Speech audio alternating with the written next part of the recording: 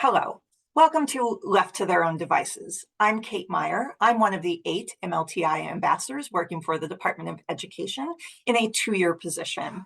Prior to my 2 years as an ambassador, I have been an English teacher and a design thinking teacher at Mount Desert Island High School in Bar Harbor, and that is where I will return in the fall.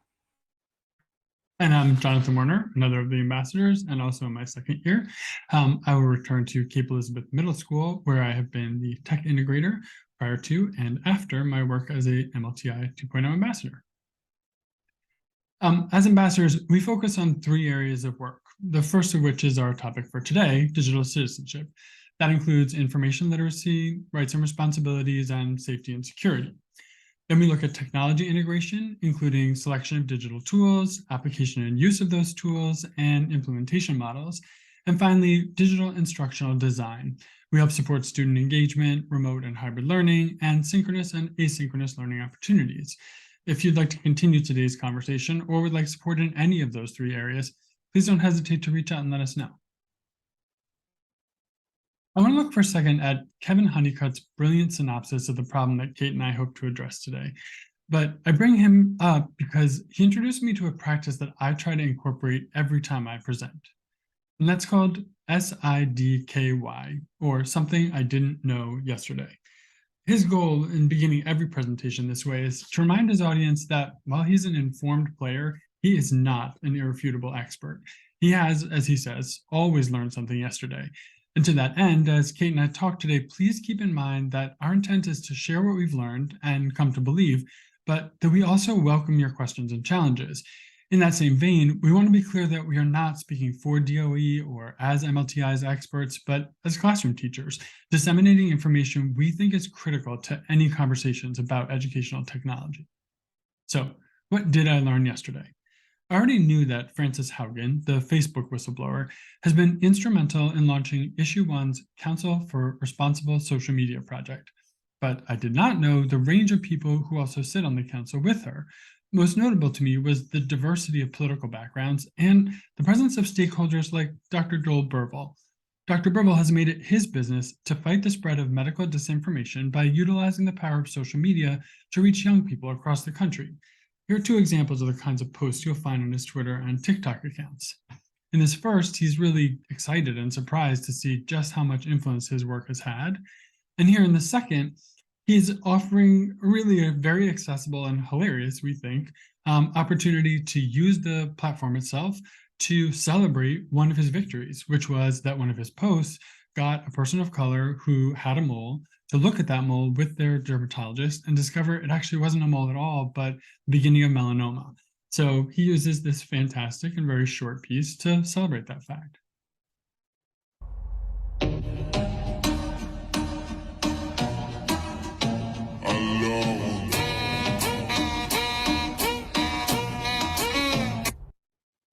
Dr. Burville's work is precisely the kind of digital leadership we'll be talking further about today, and the attention his work has garnered is a great reminder of how much our students and Generation Z as a whole stand to gain if we can help them better understand both their responsibilities and their power. But before we begin in earnest, we want to frame today's discussion in terms of the core beliefs that Kate and I have developed, which now guide our work as advocates for digital citizenship education. For both of us, any help we offer to students in navigating their online lives has to be grounded in empathy and must stay focused on helping kids utilize technology in more effective and mindful ways. For us, that empathic focus is closely paired with the idea of empowerment. That is, not trying to control our students, which is impossible, but instead working to give them a sense of authentic agency. Within those 2 larger themes, we hope to eliminate the temptation of othering our students, of thinking of them as different from us, when, in fact, we know our work is a shared mission about a shared experience. In that same vein, the work of digital citizenship and digital leadership cannot be exclusively teacher-led. As we'll discuss, we must demand to become a shared responsibility if we're going to be effective change makers. We feel that any model that addresses missteps or unacceptable behaviors in the realm of tech use or misuse has to employ a restorative and not a punitive model. We firmly believe that real change also requires community support in every sense of that word, and that we cannot rely on a school-only model which ends when the bell rings. And finally, we think it's critical to reframe our thinking about our work as educators to move away from the misnomer of experts and toward the concept of co-learners who explore alongside their students. So, how do we see those core beliefs translating into our work today? We'll start by re-examining our perception of how Gen Z experiences technology. Specifically, we want to focus on understanding the internal experiences of Gen Z as they encounter, incorporate, and inhabit their worlds online. Second, we'll try to help rethink our assumptions about why Gen Z continues to struggle. We know Gen Z is being actively and unconscionably manipulated by big tech, so we'll next turn to understanding those external forces that are at work in our students' lives. Finally, we hope to re-engage ourselves and our school communities in supporting Gen Z's journey toward what we call digital ownership. We'll argue that we need to prioritize this new area of competence where students demonstrate agency through their deep and nuanced understanding of how technology works and how to use it effectively. We'll make the case for giving digital ownership equal status in our districts and at the state level to those more traditional competencies in schools such as math, science, or reading. As we were planning this presentation, we were really struck by an interesting metaphor provided by the book, The Hunger Games. If you're not familiar with this text, the 10-second version is this. The Hunger Games is a dystopian novel set in a post-apocalyptic future where children are forced to compete in the Hunger Games, a televised fight to the death. Of course, if you look too closely at our metaphor, you'll find all sorts of holes. So whether or not this analogy works for you, it'll help us frame the story of the cast of characters who are playing, creating the digital ownership game. So let's start here with our Hunger Games metaphors and meet the players, Generation Z. But before we dive into Generation Z, let's just remind ourselves that the us versus them thing is just an age-old trope. However, we need to shift our paradigm of shaming younger generations to empathizing with them. We can't impose our lens on their world. We have to look through a different lens. It's important to understand our place and time and how both of those things impact how we exist in the world. Generations are one way to group age cohorts. The term generation typically refers to groups of people born over a 15 to 25-year span. According to Pew Research, an individual's age is one of the most common predictors of differences in attitudes and behaviors. Age cohorts give researchers a tool to analyze changes in views over time. They can provide a way to understand how different formative experiences interact to shape people's views of the world. Generation Z, also known as iGen, or even Generation K, after Katniss Everdeen from the Hunger Games, is the youngest, most ethnically diverse, and largest generation in American history, comprising 27% of the US population. Pew Research recently defined Generation Z as anyone born after 1996. Members of Generation Z have little or no memory of the world as it existed before smartphones. They are growing up with technology, the internet, and social media, which sometimes causes them to be stereotyped as tech-addicted and antisocial. The average Gen Z member got their first smartphone just before their 12th birthday. They communicate primarily through social media and texts and spend as much time on their phones as older generations do watching television. Even though I'm old enough to be the parent of a member of Gen Z, I find myself able to relate to their connection to technology. I'm part of a little micro generation between Gen X and the millennials, usually called the Zennial generation, but I happen to prefer the Oregon Trail generation. The internet became a household phenomenon when we were in our early teens, which was the perfect age to be able to dig into technology and really explore it and understand it because we weren't burdened with careers and families. We had the time to adopt digital technology in a way that no other generation had or will have the luxury of experiencing. And we existed in two worlds, an analog childhood and an increasingly digital young adulthood. Because of this, while I love digital technology and all it can do for us and all we can do with it, I also very clearly remember what it was like to be 15 and handed unfettered access to the internet. And so I have some concerns, and I have a deep sense of responsibility to help lead them through this digital world. Unlike my generation, who had time to explore the newly emerging digital world, Gen Z is born into a world replete with digital technology. New research notes that they are on the leading edge of entertainment media use. That's what we call social media, which is mainly how they engage with digital tools. However, like my generation, they view their world as existing in a space where they move seamlessly between the physical world and the digital world. While some adults might view these two spaces as real and fake, Gen Z sees them not only as equal, but as indistinct from one another. Let's pause for a second and think about the implications that that has for Generation Z. They see these worlds not only as equal, but as indistinct from one another. And they're not just on TikTok doing silly dances. The New York Times recently reported that Gen Z users have begun replacing Google searches with TikTok as their primary search engine, which is a serious issue, as at least 1 in 5 search results on TikTok results in sources that contain misinformation. In 2001, Mark Prinsky's article, Digital Natives, Digital Immigrants, was published at almost exactly the same time that my school moved to one-to-one laptops. We grasped onto this theory about our learners as new tech was being introduced into our classrooms. It really gave us comfort to know that our students were just naturally digital natives. We were presented with the idea of, rather than being simply a new generation of learners in front of us, that they were to be considered this whole new mysterious species who were natural users of technology and felt comfortable with it. So they were the natives and the older generations were the immigrants who just simply did not know how to speak the language of technology. Also, that they just knew how to use things. So we could just hand them the technology and they would be able to pick it up and go. And also that they had brains that were wired differently with an inclination toward just innately understanding how technology works. Now, 20 years later, new data has emerged.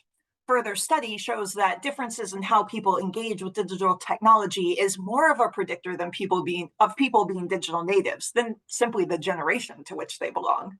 Digital natives are not a product of generational cohorts, and by saying that they are, we are creating a false divide. Adults and young people can speak the same language of technology and develop the same skills. So we should not be leaning on this misleading definition of the digital native. Doing so, just as we did in 2001, virtually guarantees that Generation Z is left without any support when it comes to navigating the risks of the internet and digital technology. And really, if digital natives were real, we would not be having this conversation. They'd be fine.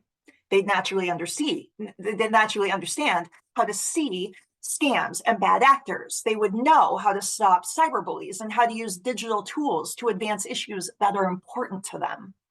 While our students inhabit a digital world, they're not as natural at navigating it as we were first led to believe.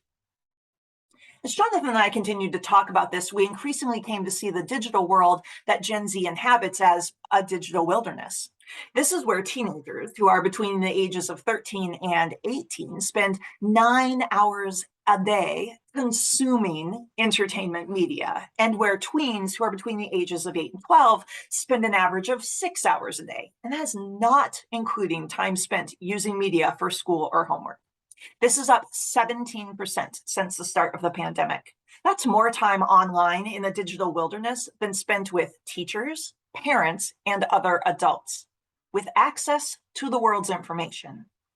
Our students are going to have to navigate this wilderness in real time as it expands around them, which means that they will be left to their own devices at some point to make decisions about their use of technology. We really cannot justify leaving them in this digital wilderness where their devices are controlling them, leading to a lack of both agency and empowerment. Abandonment in the digital wilderness is not a pedagogical approach. The worst thing that we can do is nothing. Yet, there is a way out, and it is our job to help them navigate this wilderness safely. We need not look too far to discover the negative impacts of Gen Z's social media use. The Center for Generational Kinetics conducted a study that gives us these statistics. Gen Z reports that there is a detrimental connection between their social media use and their mental health.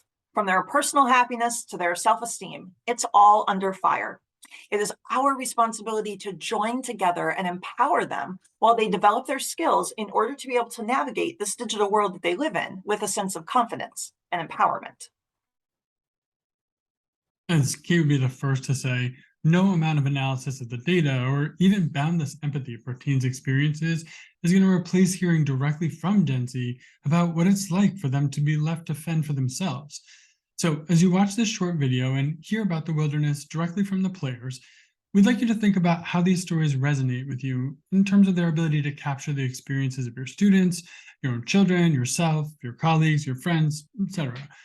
You may also notice that She Knows, the organization that created this video, has worked for several years with these participants, and we get to see flashbacks as they've grown up in the digital wilderness.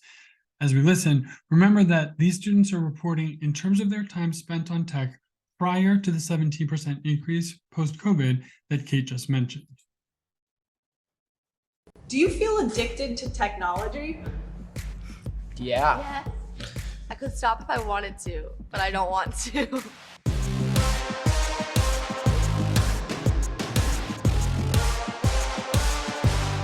I use my phone 4 hours a day, and Hulu and Instagram are my top used apps, and my mother is gonna kill me.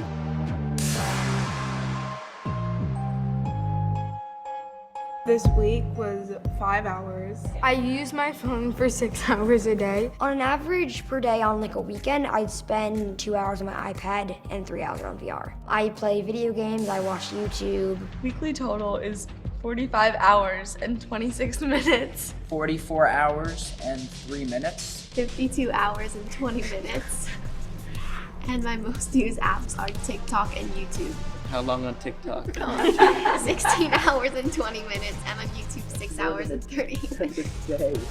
It's so addictive. I would say I'm very addicted to VR. I mean, it's a very addicting thing. I talk about it like 24/7.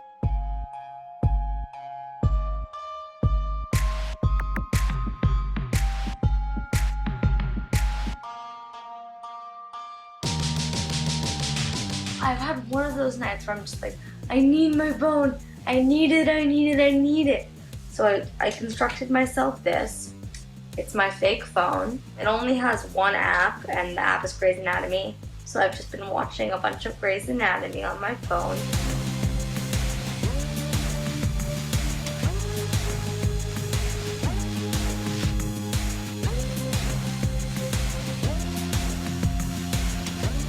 I needed my phone to make me feel better just for a minute.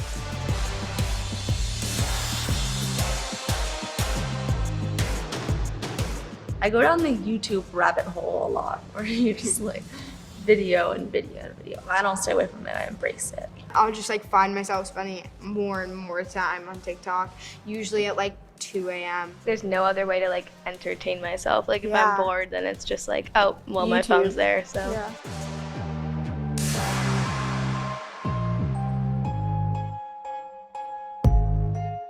I just wouldn't be able to talk to anyone if I didn't have Snapchat. I'd feel completely isolated. What people put on their Instagrams isn't like their everyday life. It's like the highlights of their lives. It's the sort of best parts. And when we try to make their highlights our whole lives, it gets kind of like obsessive. I feel like the amount of likes you get kind of ends up validating whether or not it's a good photo or it looked pretty in the photo. Other people liking it is like, okay, they like me. I'm okay, I'm good. I value likes in the same way I like getting compliments. Nobody doesn't want a compliment. I use my phone a lot as a stress relief because there are a lot of things I have going on in my life. I don't have to worry about if my friends like or do not like the posts and the social stress that I get. What's addictive about Instagram is, just it's an endless bowl of soup. You just keep going, you keep scrolling. I feel like I wouldn't have any friends if I didn't have my phone. If nobody else had a phone either, I don't think it would be much of an issue for me. But it's the idea of like me being the only one without social media or me being the only one without a phone and feeling like I'm the weird one. I'd say that the only real problem is Netflix. But after a week, I've gotten used to not being able to watch it. But I am exercising my restraint, and I guess that's good for me. I also put a cap on my social media. I thought would be fun, shake things up, so I can only be on Instagram for 1 hour a day. Do this to myself. Yeah, having social media definitely made me feel bad. I feel like living in a non-digital world is like a lot better than like scouting like your life for like pictures.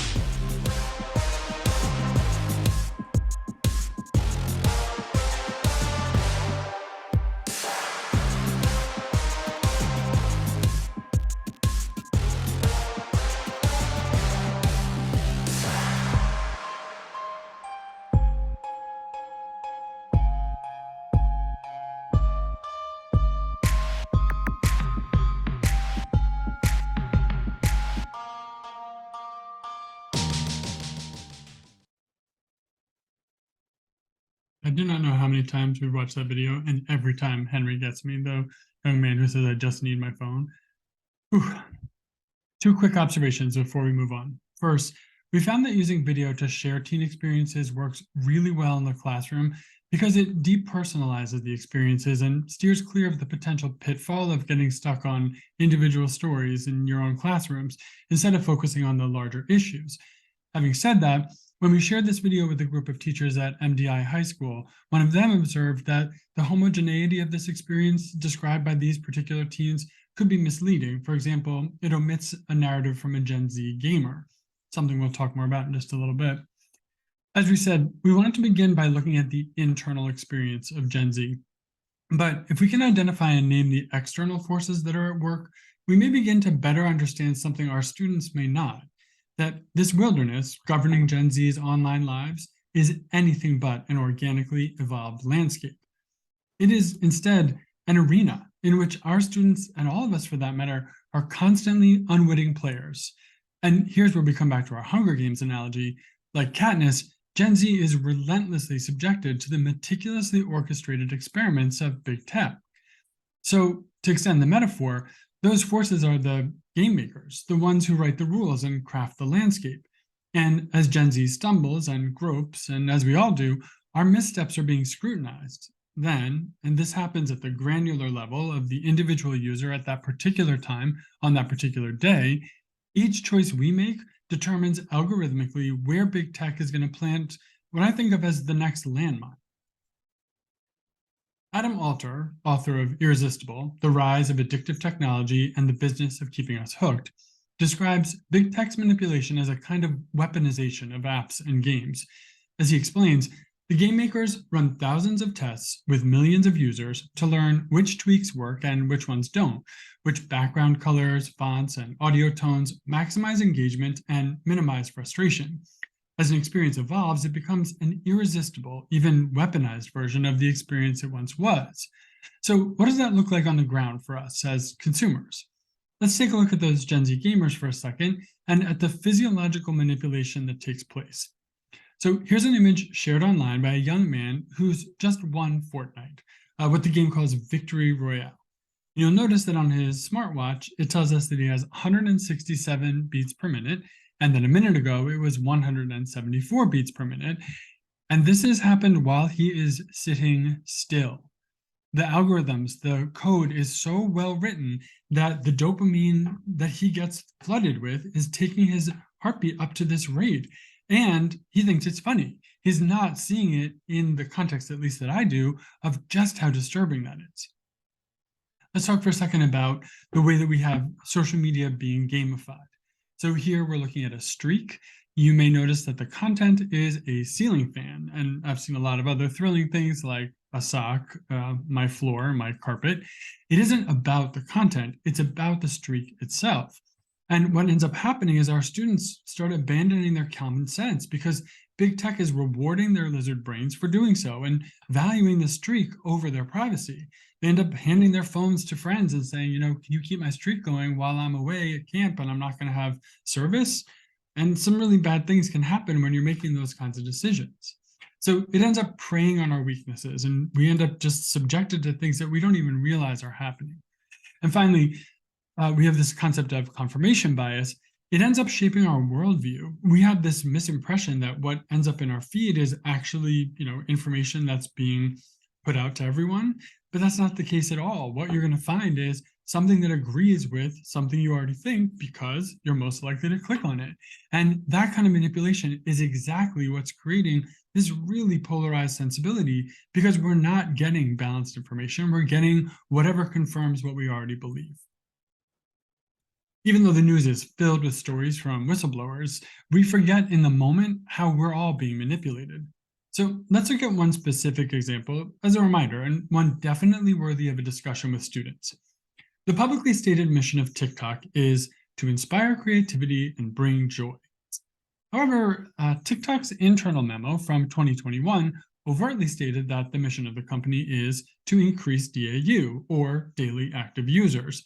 The leaked memo went on to detail the app's algorithm shown here, a carefully crafted equation that governs the feed of each individual user so successfully that, as some users have confessed, I'm pretty sure the TikTok algorithm knows me better than I know myself. And as Kate said, with students increasingly using TikTok as a search engine, we need to be arming them with some healthy skepticism about the answers that emerge as they conduct these profit-driven searches. It's no surprise if we think about it in the abstract that big tech is driven by its bottom line. Well, however, we're pretty lucky. There are watchdogs. There are people who are mindful of the influence of corporate greed, and they've played an enormous part in advocating for digital citizenship education. Of these many watchdogs, Kate and I are particularly inspired by the work of George Couros and his definition of digital citizenship. While there are many competing definitions, Couros describes it as using the internet and social media in a responsible and ethical way. What we found particularly appealing about Couros' definition was how it dovetailed with his description of digital leadership. Digital leadership, he says, is using the internet and social media to improve the lives, well-being, and circumstances of others. To quote Couros, this two-pronged approach shifts our focus from the negative connotations around technology to shining a light on how it can empower students in schools to be digital leaders, or to put it another way, shifting us away from teaching the digital don'ts to teaching the digital do's, shifting us from content consumption to content creation. Moreover, Couros suggests that the journey towards leadership from citizenship has a readily identified and highly effective starting point. Help students articulate an issue they're passionate about, and then focus your energy on supporting them to use digital tools to influence others to make positive change in that area, exactly like Dr. Burville. So now we come to our radical proposal. Even with Couros' pairing of citizenship with leadership, we still think there's a missing piece. As we've said, we're calling this missing piece digital ownership. But embracing this model really requires that we rethink our goal. What if this journey toward digital responsibility isn't a climb to a destination, but is a process of taking greater ownership of their lives in every sense of that word? If Gen Z experiences their analog and digital spheres as indistinct from one another, then digital ownership becomes just ownership, and our emphasis on teaching these skills becomes all the more imperative. We absolutely agree that citizenship is critical if we think about that as describing the skills required to interact with tech in healthy, ethical, and responsible ways. And we love the idea of direct instruction that helps students focus on what we do with tech. That is, how we improve the lives, well-being, and circumstances of ourselves and others. While we work with students on digital citizenship, the goal is that they apply this knowledge automatically whenever they interact with technology. At the same time, we also want students to strategically use their digital leadership skills. And when this all comes together, we posit that it creates a new area of competence called digital ownership, where students demonstrate agency through their deep and nuanced understanding of how technology works and how to use it effectively. Spoiler alert, Katniss does end up winning the Hunger Games, becoming a symbol of rebellion after defying the Game Maker's rules. Empowered by her win, her focus then turns to bringing down the Capitol and the political frameworks that support the Game Makers. So how might we continue this metaphor when thinking about our Gen Z students? What might we do to empower them and support their revolution? It is essential that we engage our students in this digital ownership conversation as active participants and decision makers. From leading conversations to presenting at school board meetings to influencing statewide policy making, the opportunities for them to lead the revolution are endless. We can't expect them to develop digital awareness and make that awareness automatic on their own. And we never expect that our students would develop strategic digital leadership skills without our giving them the space to explore and experiment with these ideas. While this might seem daunting, they've already shown us that they can do it in so many other arenas. One thing we know is that the skills to achieve digital ownership must be explicitly taught. At the micro level, we can all be doing this in our content areas. There are ways to embed this in your curriculum for authentic study. As an English teacher, I speak to teens' natural righteous indignation and desire to rebel during my Fahrenheit 451 unit. On day one of the unit, I share this great quote by Ray Bradbury. Fahrenheit 451 is not a story about government censorship. It's about being turned into morons by TV. And then we dive into our study of the essential question. How does technology impact our society? We develop awareness of technology's impact on our daily lives through activities that we do together, like we keep track of notifications we receive on our phone during a lesson and we mark them off on the board. We talk about what these responses feel like in our minds and bodies. We conduct and share inquiry projects, we read together, we watch films together, and we talk together about technology's impact. And we have some pretty frank and honest conversations. It's all of the good stuff of English class while focusing on issues that they face. That's all through my English teacher lens, but I'm confident that we can find all sorts of paths. Health teachers might tackle how social media impacts our mental health. Science teachers might have students do anything from study the impacts of blue light to looking at how technology impacts our neurological systems. Math teachers might have their students create graphs that illustrate the number of devices that are used in their classroom or by their families, all the way to analyzing data focused on technology use. World language teachers might have their students research how different cultures view and interact with technology. My point is, all teachers at all grade levels can have conversations about how they use technology and why they use technology, modeling best practices in both arenas. If you're having a hard time imagining how you might integrate these conversations into your existing curriculum, or if you don't have the time at the moment to refocus your content on tech use, start small. Experiment with some short activities and discussions that help students increase their awareness of how they interact with their devices. Because anything you do is value added when it comes to helping them take notice of how they're feeling and how they might change their behavior and how they're being manipulated. So the first category of these mini conversations falls under the heading of behavioral architecture. It's something that's often defined as the choices you make in the present to influence the behavior of your future self. For example, that post-it on your refrigerator that says, drink more water, so when you reach for a soda, you remember. That's behavioral architecture. Maybe talk to them about removing push notifications. Why do we need to know the weather at our camp in midwinter when our camp is not insulated and we never go there in the winter? Something I discovered for myself. Ask yourself, is it a person that's notifying me? On my phone, and I talk to my students about this, the only notifications I get are, well, from Kate, and then my own family. Always opt not to allow notifications when you install a new app. And think about something crazy like charging your phone downstairs or using, remember those, alarm clocks?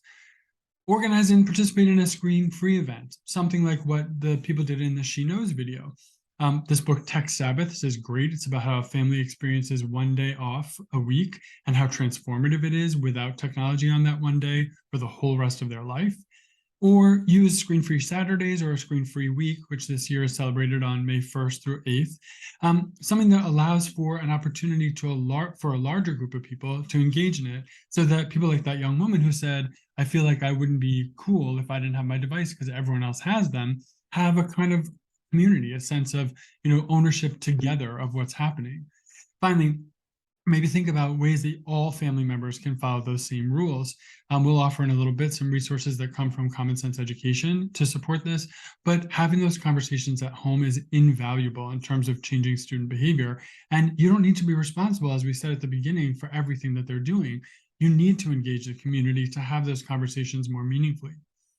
The second category of these possible activities involves interrogating what the manufacturers might want to think of as features, but which are probably just distractions. So one of my favorite examples, the typing awareness indicator. That is not there to share the news that your friend or ex-boyfriend is typing, but in fact, the news that you should keep looking at your phone. It's there to grab and keep your attention. Or what about the case of the missing clock?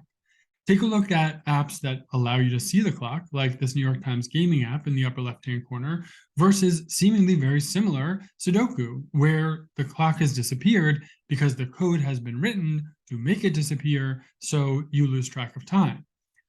Ask your students to think about why Screen Time, the app on iPhones, began to be used. That's what the students are using in the video to track the young woman who says she's been on TikTok for 16 hours.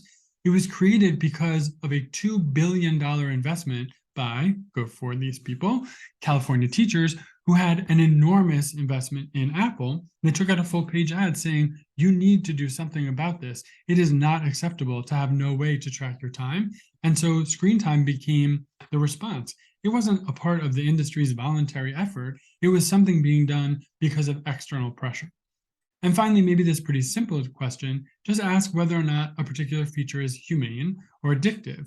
That language can be really helpful just to determine, what's it like to have the clock disappear? Is that an addictive feature or a humane feature?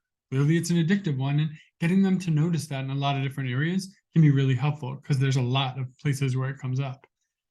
Finally, the third category we found very helpful for students is engaging them in conversations about mindful technology use. My Cape Elizabeth colleague, Erica Marcus, has spent years looking at the role of mindfulness in relation to tech, and she's just published Attention Hijacked, which speaks directly to Gen Z about how they interact with their devices. And her book is one of countless resources that are out there that support teachers in having these conversations and support families as well. Whatever you choose as the subject of your discussions, the more frequently students pause to talk about their devices instead of using their devices, the more their awareness is going to become automatic, as Kate said, and their use of their device will become more thoughtful, more intentional, creative, and positive. So, not to brag, but if you're having a hard time imagining how this is actually going to work, I'll leave you with one of my favorite examples of how some conversations I led with students permanently changed their perception and behavior. So I was in a restaurant, and this young woman who I did not know came up to me, and she said, hey, Mr. Warner, you came and talked to my school about technology use, and you introduced behavioral architecture. And I was like, wow, she remembered that term. That's really cool. And then she said, look at my backpack. And she turned around and she had me unzip this small pocket, and her phone was inside. And I was like, oh, that's cool. What are you doing? She said, my friends and I, after we saw your presentation, came up with this idea that we don't need to be on our phones when we're together. So we all zip them into this pocket, and it just reminds us not to use them when we're face to face. I thought, wow, that is pretty cool. Like, I had no idea. It wasn't my idea. I just talked to them about the concept.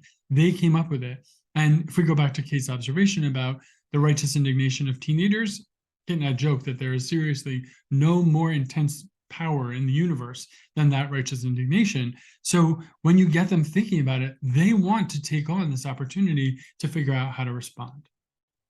So we've just taken you through some of the ways we can offer citizenship and leadership education integrated into our curriculum, and introduce some of the ways you might offer mini lessons that can stand alone as opportunities to get students thinking about how it is they're interacting with tech. But there's some great resources out there if you have the flexibility to try lessons that might take a full class period or even several class periods. There are 3 fantastic options to support this kind of extended discussion that we've linked in this presentation's resource slides. And the first of these is Common Sense Education. They used to be Common Sense Media. They divided into these 2 parts. Common Sense Education is a partner of MLTI 2.0, and we work with them quite frequently. They offer this really well-developed 6-pronged digital citizenship curriculum, which is laid out with lessons for K through 12 in all 6 of these areas. It is amazing how much effort and how much work has gone into this and how well the resources work. You can literally open one up and start reading. There are miniature pieces of them, so you can take 45 minutes, 10 minutes, pull out a particular piece. They encourage you to modify the resources they provide, and they're really second to none as far as we're concerned as a place to begin the conversations about digital citizenship and digital leadership. The second place we would suggest is the Center for Humane Technology and their youth toolkits. This is a really remarkable site, particularly well suited to some older students, maybe 7th and 8th grade and older. And one of the things they help focus on is just that question of humane versus addictive features. It's a pretty great resource overall, but in particular, these youth toolkits are wonderful. And then finally, the Berkman Klein Center has a digital citizenship resource platform, or the DCRP, and it's these 16 areas. If something jumps out at you here as particularly important in your teaching, it can be a really great place to start for some more in-depth study. It's a lot. We know that you are already overwhelmed with what's on your plate. You do not have to start this revolution alone, nor can you be expected to. It does take an individual commitment. You can make a change as a single person or in collaboration with colleagues, but systemic change requires institutional commitment. We have to push back against those who tell us that it's not important or that we're already addressing it, and hold our building, district, and elected officials accountable for creating the space to prioritize digital ownership as a core competency. With that said, you're all here because you are already looking in the right direction. So trust your instincts on that and use that to help move us all forward. So where might we start? How might we start? We have found that it's helpful to end our sessions by sending people out in the world with an immediate and actionable task. So today we're going to ask that you begin the conversation about digital ownership with your colleagues, administration, and school board.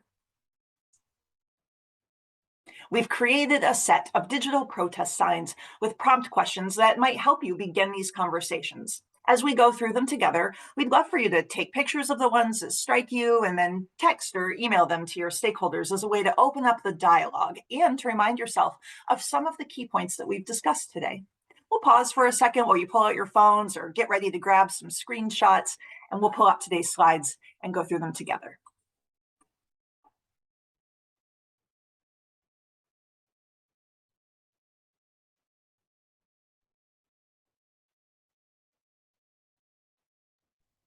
The first one of those is our model for the digital ownership concept.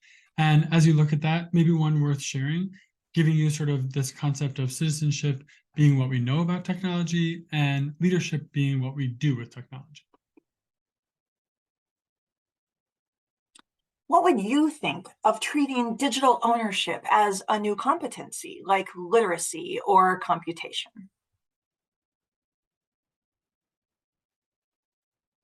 At the district level, where does digital ownership rank as a current priority? And should that ranking be changed?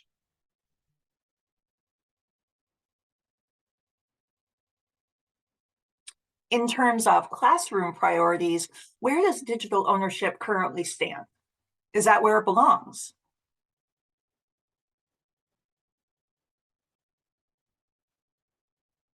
Who needs to be part of our conversation about digital ownership? And how do we get them to the table?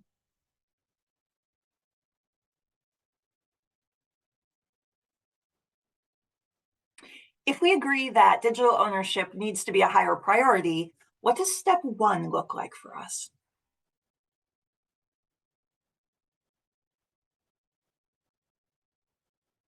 What are some creative ways to engage our students in activities focused on digital ownership?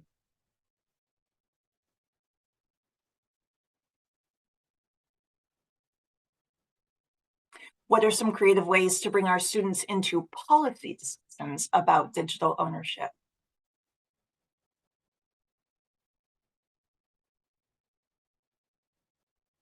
And to end where we began, we hope you'll take back a new lens through which to view these conversations, one that flips the paradigm from punishment and blame to empowerment and empathy, and from them to us. We also hope you're leaving today with an approach that's kind of reframed. And as we said at the beginning, hope you'll reach out if there are ways that we can support you further. Notice also when you take a look at the slides that there are some resources linked at the end that we mentioned. And as you explore those, don't hesitate to reach out if there's anything we can do to help. Thanks so much. Have a great evening.